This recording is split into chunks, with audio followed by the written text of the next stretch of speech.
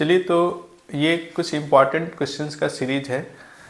इसमें हम लोग वैसे क्वेश्चन डिस्कस करेंगे जो जनरली ज़्यादातर डाउट्स में पूछे जाते हैं।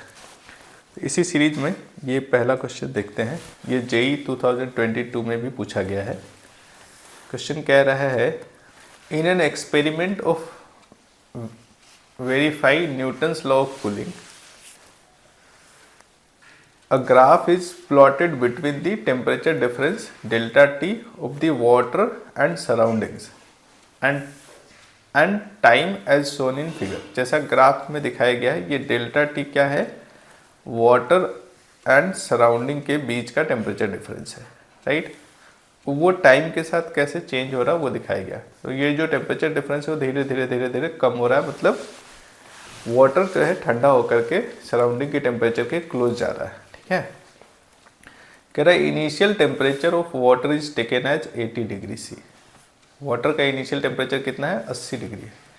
तो टी नॉट इसको मान लेते हैं वाटर के इनिशियल टेम्परेचर को, ये दिया हुआ 80 degree C, right. The value of T2 as mentioned in the graph. T2 कहाँ है? यहाँ पे। ये वाला टाइम जिस समय टेम्परेचर डिफरेंस जो है वो कितना हो गया है? 20 हो गया है। वो टाइम आपको बताना है T2 क्या होगा। अच्छा, और क्या ग्राफ में दिया हुआ है? ये दिखाया गया है ग्राफ में कि जब टेम्परेचर डिफरेंस 40 हो जाए, जब टेम्परेचर डिफरेंस हमारा 40 हो रहा है उस समय टाइम कितना है? 6। इसको सेकंड में, मिनट्स में जैसे भी ले सकते हैं। जब मिनट्स दिया तो मिनट्स ले लेते हैं। जो 6 मिनट में 60 डिग्री जो टेम्परेचर डिफरेंस था वो 40 हो गया, राइट। और 0 से T2 टाइम में ये टेम्परेचर डिफरेंस हो जा रहा है 20। तो ये T2 कितना है ये हमें पता करके बताना है, राइट। अब ये सवाल कई बार घुमा फिरा करके पूछता है। कई बार ये भी पूछता है कि 6 सेकंड में टेम्परेचर जो है, टेम्परेचर डिफरेंस 60 से 40 हो गया, तो कितने सेकंड में ये 40 से 20 हो जाएगा? ऐसे भी सवाल पूछा जा सकता है। तो बहुत सारे तरह से क्वेश्चंस पूछे जा सकते हैं, इसलिए इसको बहुत ध्यान से समझना है। इसको अलग अलग तरीके से हम लोग सॉल्व करके देखेंगे। इनिशियल टेम्परेचर दिया है 80 डिग्री। कब? At t equals to 0। At t equals to 6 minute, t equals to 6 पे t की वैल्यू जो है इसको मान लेते हैं T1। ये कितना दिया हुआ है? अच्छा, यहाँ पे जो टेम्परेचर डिफरेंस है ना, डेल्टा T आपका दिया हुआ है 60। डेल्टा T का मतलब क्या है? T0 minus TS, right. T0 minus TS अगर 60 है, जिसमें T0 की वैल्यू हम कह रहे हैं कि 80 है, तो TS क्या होगा? 80 में कितना घटा देंगे? 60 आएगा। ओबियसली TS जो है वो होना चाहिए कितना? 20 होना चाहिए, क्योंकि 80 माइनस 20 60 होता है। तो सराउंडिंग का टेम्परेचर हमको मिल गया कि ये 20 है, फाइन। अब T इक्वल्स टू 6 जब रखते हैं तो टेम्परेचर हो जा रहा है कितना? कितना हो जाएगा? जब टेम्परेचर डिफरेंस 40 का है तो टेम्परेचर कितना हो गया होगा? तो 40 प्लस 20 कर दीजिए, ये 60 हो गया, फाइन।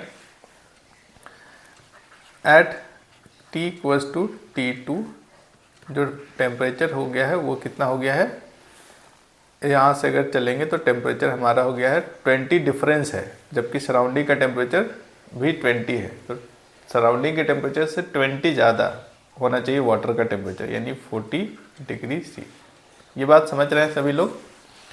ये जो टेम्परेचर डिफरेंस है सराउंडिंग के साथ वाटर का टेम्परेचर डिफरेंस है। यहाँ पे हम जो लिख रहे हैं ये वाटर का टेम्परेचर है, ये है वाटर टेम्परेचर, फाइन। और ये डेल्टा T जो है 60, ये इनफैक्ट इनिशियल टेम्परेचर डिफरेंस है, यही घटता जा रहा है। इनिशियल टेम्परेचर डिफरेंस जो है वो 60 है। अब हम जानते हैं कि जो रेट ऑफ कूलिंग है, जिस रेट से टेम्परेचर घट रहा है, टेम्परेचर तो आप देख रहे हैं कि 80 से घटते घटते 40 हो गया, पर जिस रेट से टेम्परेचर घट रहा है ना, उसका जो रेट ऑफ कूलिंग है ना, उस पर्टिकुलर इंस्टेंट पे, उस पर्टिकुलर मोमेंट पे जो टेम्परेचर डिफरेंस है उसके प्रोपोर्शनल होता है। न्यूटन्स लॉ ऑफ कूलिंग क्या कहता है? न्यूटन्स लॉ ऑफ कूलिंग कहता है कि dt by D small t, ये ऊपर वाला कैपिटल T रिप्रेजेंट कर रहा है टेम्परेचर को, नीचे वाला T जो है वो रिप्रेजेंट कर रहा है टाइम को। तो ये रेट ऑफ कूलिंग जो होता है वो minus K into delta T होता है। ये न्यूटन्स लॉ ऑफ कूलिंग बताता है, यही है ना। फाइन, तो इसको हम कैसे लिखेंगे, ये हमारा dt बाई dt, दूसरी तरफ माइनस के, और ये टेम्परेचर ऑफ बॉडी, बॉडी मतलब water minus temperature of surrounding है, ये टेम्परेचर डिफरेंस है। अब यहाँ पे एक चीज़ आप नोटिस करेंगे कि ये जो रेट ऑफ चेंज है ना dt अपन dt, ये कांस्टेंट नहीं रहेगा। क्यों नहीं रहेगा, क्योंकि ये t वेरी कर रहा है टाइम के साथ, ये t धीरे धीरे खिसक रहा है ना, 80 से नीचे आया हुआ 79 78 ऐसे खिसकते हुए 60 तक आया। तो ये टेम्परेचर जब खिसकेगा और सराउंडिंग का टेम्परेचर है फिक्स, तो ये डिफरेंस भी धीरे धीरे कम हो रहा है। तो पहले जो कूलिंग होने का रेट है वो ज़्यादा है, बहुत तेज़ी से टेम्परेचर घट रहा है, फिर धीरे धीरे टेम्परेचर स्लो घटना शुरू हुआ है, right.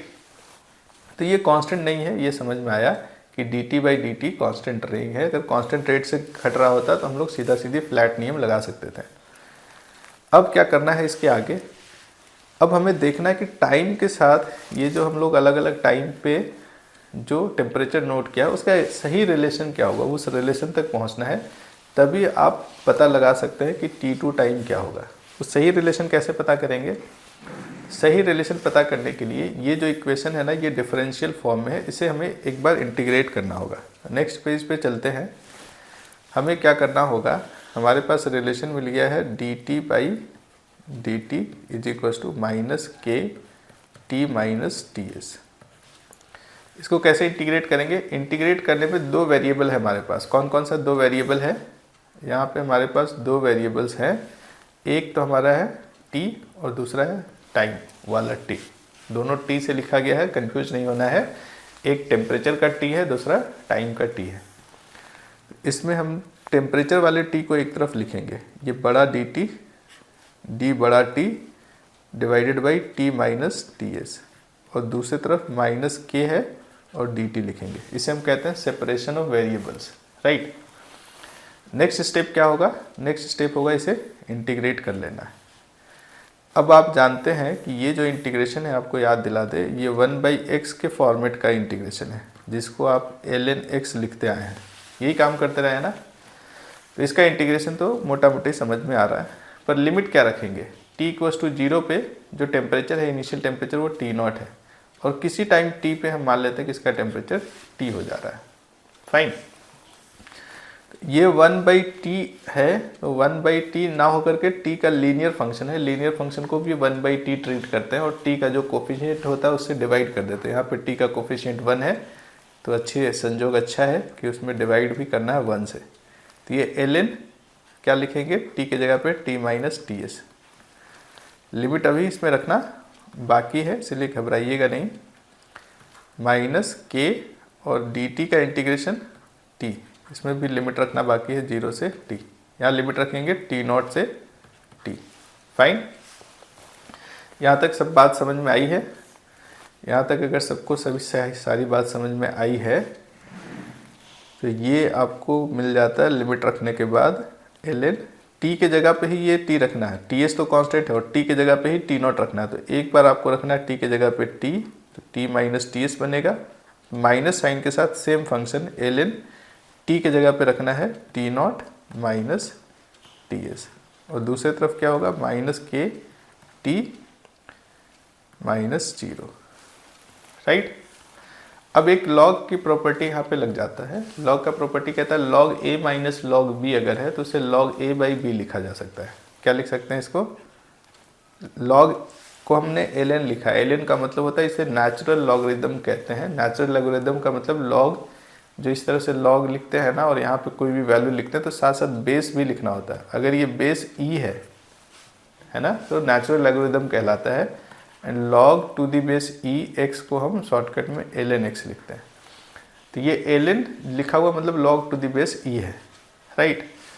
log to the base e है तो क्या करेंगे सर, अब इसको प्रॉपर्टी वही लगेगा सारे log में, log a minus log b को हम log a बाई b लिखते हैं, t minus T S divided by T0 minus T S, ये हो गया log a बाई b। और दूसरी तरफ ये माइनस के इंटू टी होगा, क्योंकि जीरो का क्या करना है, जीरो ऐड करिए या सब्ट्रैक्ट करिए, उससे नंबर पे कोई फर्क नहीं पड़ता है। अब ये कुछ कुछ थोड़ा बहुत आपको रिलेशन समझ में आ रहा होगा, राइट? कुछ कुछ समझ में आ रहा है तो अच्छी बात है। हम क्या करने वाले हैं अब आगे जो करने वाले उसको देखिए, ये लॉगरिथमिक फॉर्म में आ गया, पहले डिफरेंशियल फॉर्म में था। अब इसको चेंज करते हैं। ये हमारा जो है ln, इसको ऐसे लिख सकते हैं कि ये डेल्टा टी है किसी टाइम पे, और ये डेल्टा टी नॉट है। किसको कह रहे हैं? पीछे आइए। ये जो टेम्परेचर डिफरेंस है ना, शुरू का टेम्परेचर डिफरेंस है, जो मैक्सिमम डिफरेंस होगा। शुरू का टेम्परेचर माइनस सराउंडिंग का टेम्परेचर, टाइम टी पे टेम्परेचर और उसका temperature difference, T minus T S. तो इसको ऐसे लिख सकते हैं ना। किसी को कोई दिक्कत परेशानी ना हो तो आगे बढ़ते हैं। अब ये लॉग को फिर से एक्सपोनेंशियल फॉर्म में भी लिखा जा सकता है, राइट? या फिर इसको इसी फॉर्म में रहने दीजिए, कोई समस्या ना हो किसी को। और एक काम कर सकते हैं, दोनों तरफ माइनस से मल्टीप्लाई कर दीजिए। इधर माइनस करेंगे और इधर माइनस मल्टीप्लाई करेंगे तो प्लस हो जाएगा। अब ये माइनस लॉग जो है ना, इसको ऐसे लिखा जा सकता है, log delta T by delta T not to the power -1। ऐसा आपने कभी सुना होगा कि log के साथ जो मल्टीप्लिकेशन में वो पावर में चला जाता है, या जो पावर में वो मल्टीप्लिकेशन में आ जाता है। ये log की प्रॉपर्टी है।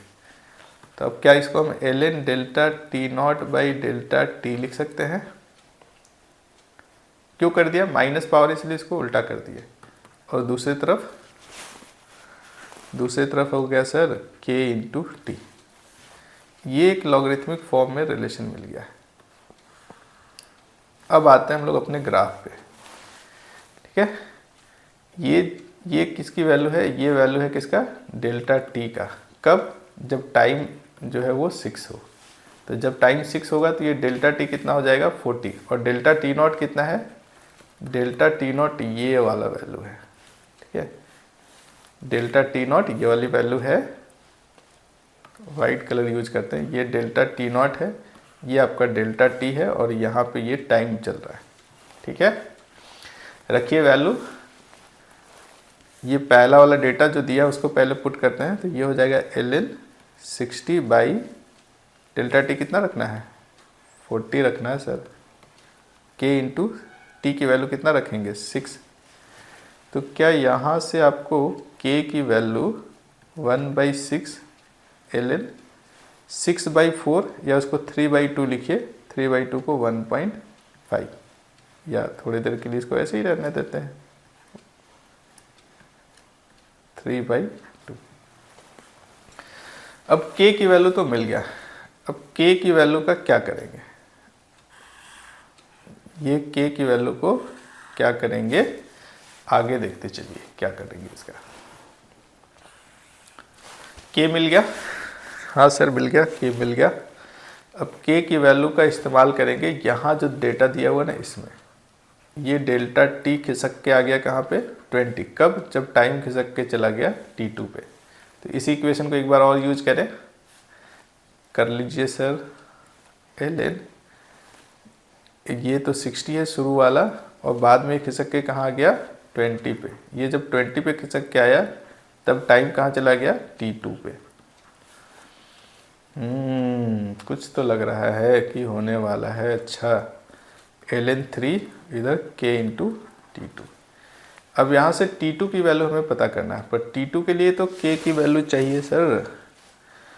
k की वैल्यू चाहिए तो किसने मना किया है? ln 3 divided by k, right? अब k कहाँ से आएगा? यहाँ जो हमने अभी भी पता किया है। तो T2 इजिकल्स टू क्या हो गया हमारा? 1/k की वैल्यू क्या रखिएगा? 6 divided by ln 3/2 into ln 3। अब ये इतना डरावना सा लॉग आ गया, अब क्या करेंगे? तो इसके लिए पहला काम 6 करते हैं। ln को लॉग में जब भी बदलेंगे कहाँ लिखते हैं? यहाँ लिखते रहें, इसको याद रखिएगा। ln x टाइप का कोई चीज़ दिया हुआ है तो 2.303 केमिस्ट्री में भी काम आएगा, इसको log x लिख सकते हैं। और जो टेबल आप देखते हैं ना, उस टेबल में log x की वैल्यू होता है। log x का मतलब log टू द बेस 10 है, फाइन। तो अगर हम इसको लिखते हैं 2.303 ऊपर में इसके लिए, तो नीचे में भी 2.303 लिखना होगा, कट जाएगा तो हम लोग बड़े आसानी से और बड़े सस्ते में इसको log 3 और नीचे वाले को log 3/2 लिख सकते हैं। फाइन।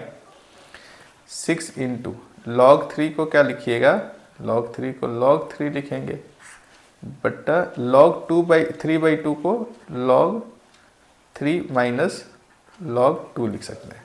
फाइन ना। आगे चलते, थोड़ा सा पेज ले लेते हैं, जगह ले लेते, स्पेस लेते हैं। अब हमारे पास T2 का लगभग T2 तक पहुंच चुके हैं। T2 इजिकल्स टू क्या आ गया है 6 इंटू log 3 है ना। log 3 की वैल्यू एक बार लिख देते हैं पूरा, log 3 divided by log 3 minus log 2। मेरा एक सजेशन है आप लोग को, log 2 की वैल्यू 0.301 होता है, log 3 होता है 0.4771, log 4 क्या होगा 2 इंटू log 2 होगा। तो log 2 अगर याद है तो log 4 आप कर सकते हैं। log 5 की वैल्यू फिर इसी तरह आप याद रखिएगा 0.6998। तो log 5, log 3, log 2 ये कुछ कॉमन वैल्यूज है, जिस कॉमन है उसका वैल्यूज याद रखिएगा, बहुत ज़्यादा फ्यूचर में काम आएगा। लिख दे यहाँ पे log 2 0.301, log 3 0.4771 और log 5। ये इतना याद रहेगा ना तो जीवन थोड़ा आसान हो सकता है आपका। आप इसको ऐसे समझिए, 1 में से इसको घटा दीजिए ना, वही आंसर होगा। 1 में से 3.0 घटाएंगे तो क्या होगा, हाँ ऐसा कुछ आएगा 0.699। तो ये 3 वैल्यूज़ याद रखिए, बहुत सारे क्वेश्चंस में ये काम आ जाता है। अच्छा, हमारा यहाँ अभी इमीडिएट काम आने वाला है। 6 इंटू log 3 इज सर 0.4771 अभी अभी आपने बताया है, और फिर नीचे log 3 है, एक बार फिर से बदमाशी 0.4771 माइनस 0.301। ओहो, अब ये कैलकुलेशन आपको खुद ही करना है, और मैं बता दूं ये अप्रॉक्सीमेटली आता है 16.25, और अप्रॉक्सीमेशन में इसको हम 16 लिख सकते हैं। फाइन ना। इसका आंसर देखें, चेक करें। गुड, इसका आंसर है 16। अब अगर इसे थोड़ा और आसान मेथड से सॉल्व करना हो तो क्या करेंगे, उसके लिए एक नया तरीका आपको बताते हैं। अब देखिए क्या है कि लॉग से बहुत डर लगता है ना। लॉग से डर लगता है, उनके लिए एक आसान रास्ता है। एग्जैक्ट आंसर नहीं देगा, थोड़ा सा इधर उधर डेविएशन रहेगा, पर थोड़ा सा एरर रहेगा, और ऑप्शन अगर आपके पास बहुत दूर दूर है, एक 16 है, एक 18 है, एक 50 है, ऐसे है, तो आप आसपास का ऑप्शन गेस कर सकते हैं। आसान तरीका क्या है सर बताइए। आसान तरीका कि ये जो लाइन आप देख रहे हैं ना, इस लाइन को अगर हम स्ट्रेट मान ले ऐसा सीधा, तो ये जो रेट ऑफ डिक्रीज है ना उसको कांस्टेंट माना जा सकता है। हालांकि ये टेढ़ा लाइन है, पर इस यहाँ से यहाँ तक इसको सीधा स्ट्रेट मान सकते हैं ना, स्ट्रेट लाइन। सब मान सकते हैं स्ट्रेट लाइन। अगर ऐसा मान लीजिएगा तो थोड़ा सा जीवन आसान हो सकता है। इसमें सर आप कहना चाह रहे हैं कि ये डेल्टा टी तो चेंज हो रहा है, लेकिन ये रेट जो है वो कांस्टेंट मान लिया जाए। हाँ बिल्कुल। तो क्या मानेंगे कांस्टेंट, तो यहाँ से यहाँ तक आया तो रेट क्या है, तो इस रेट को ऐसे लिखिए कि चेंज इन टेम्परेचर क्या हुआ है। चेंज इन टेम्परेचर क्या था, यहाँ पे टेम्परेचर था 80, यहाँ पे आया तो टेम्परेचर हो गया 60, यहाँ पे टेम्परेचर हो गया 40। टेम्परेचर डिफरेंस की बात नहीं कह रहे हैं, टेम्परेचर ऑफ वाटर की बात कह रहे हैं, राइट ना। तो यहाँ पे जो टेम्परेचर चेंज हुआ है वो 80 से 60 हुआ है, 20 का चेंज हुआ है। हाँ sir, divided by time interval कितना है सर, टाइम इंटरवल है 6, लिख दिए, माइनस के। अब इधर क्या लेंगे ये ध्यान रखिएगा। अच्छा, यहाँ पे देखिए ये फाइनल टेम्परेचर जो है ना 60 माइनस 80 है, तो इधर भी माइनस आएगा, इसलिए ये माइनस से माइनस उड़ जाएगा। इसको आप चाहे तो छोड़ भी सकते हैं इस वाले मेथड में। अब सर ये जो डेल्टा टी वो क्या लेंगे, शुरू में डेल्टा टी था 60 और बाद में डेल्टा टी है 40, तो ये 60 के प्रोपोर्शनल होगा या 40 के प्रोपोर्शनल होगा? आपको सोच के बताना है कि 60 के प्रोपोर्शनल होगा या 40 के प्रोपोर्शनल होगा। तो बीच का रास्ता निकालना पड़ेगा। ये शुरू में 60 के प्रोपोर्शनल था और बाद में 40 के प्रोपोर्शनल है, यानी कि ये जो डेल्टा टी है ना उसका एवरेज वैल्यू लेना होगा। तो 60 और 40 का एवरेज कैसे लेंगे, 60 प्लस 40 डिवाइडेड बाई 2 कितना आएगा, 100/2 50। एक ये तरीका है। दूसरा तरीका है कि सर इनिशियल टेम्परेचर है 80 और फाइनल टेम्परेचर वाटर का है 60, तो 80 माइनस TS लेंगे, TS जो कि 20 है, 80 माइनस 20 लेंगे या 60 माइनस 20 लेंगे। तो आप ऐसा करिए कि इसको 80 प्लस 60 डिवाइडेड बाई 2 माइनस 20 करिए, यानी जो एवरेज टेम्परेचर है 60 से 40 आने का या 80 से 60 तक जो टेम्परेचर आया वाटर का, उसका एवरेज वैल्यू ले लीजिए। कितना आएगा ये, 80 प्लस 60 140/2, 70 माइनस 20 कितना आया, हाँ फिर से 50 आया, वही आना ही था, इधर है 20/6। फाइन, के की वैल्यू यहाँ से मिल जाएगा, मिल तो जाना चाहिए 20/6 इंटू 50, 0 0 गया, ये हो गया 1/3 इंटू 5 यानी 1/15। के की वैल्यू हमको यहाँ से मिल गया। अब क्या करना है, अब हमें T2 पता करना है। T2 पता करने के लिए फिर यहाँ से यहाँ तक आने में T2 समय लगा। T2 टाइम कहाँ से कहाँ लगा, 0 से T2 कैसे आया है उस पर ध्यान देते हैं। नेक्स्ट स्लाइड पे चले, बस के की वैल्यू याद रखिएगा। के हमको मिल चुका है क्या, के मिल गया 1/15, इसको हम कहीं यूज करने वाले हैं। अब अगला स्टेप क्या है, अगला स्टेप वही है कि जो रेट ऑफ कूलिंग है, एवरेज की बात कर रहे हैं तो डेल्टा टी या इधर कहिए dt/dt इज इक्वल टू के डेल्टा टी, माइनस इधर लेंगे और ये फिर से नेगेटिव आएगा इस साइड में। दोनों तरफ माइनस लगाने का मतलब वही होता है कि आसानी से आप पॉजिटिव वैल्यू पे आ जाए। तो टेम्परेचर कहाँ से कहाँ चेंज हुआ है, इनिशियल टेम्परेचर वाटर का है 80, सराउंडिंग का टेम्परेचर है 20 माइनस 80 यहाँ पे 60 हुआ है। फिर ये 60 माइनस 20 करेंगे तब ये आया 40, ऐसे चलते हैं। इधर वाटर का टेम्परेचर, सराउंडिंग का टेम्परेचर 80 माइनस 20, 60 माइनस 20, ये यहाँ पे इसलिए ऐसे लिख रहे हैं ताकि आपको सामने सामने समझ में आए। ये क्या था, फिर 20 आना है ना, तो 20 आना है तो इसको रखिए 40 माइनस 20। वाटर का टेम्परेचर कैसे घट रहा है ये देख रहे हैं। जब वाटर का टेम्परेचर 40 हो गया उस समय का टाइम जो T2 है ना, ये T2 टाइम वो हमें पता करना है।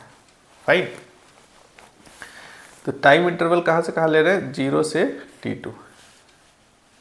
और टेम्परेचर कितना घटा है, टेम्परेचर घटा है सर 60 से सीधे घट के ये वाला टेम्परेचर 80 से सीधे 40 पे आ गए, राइट ना। तो इधर आप ऐसे फाइनल रखेंगे 40 minus 80 divided by time interval है T2 is equal to minus के।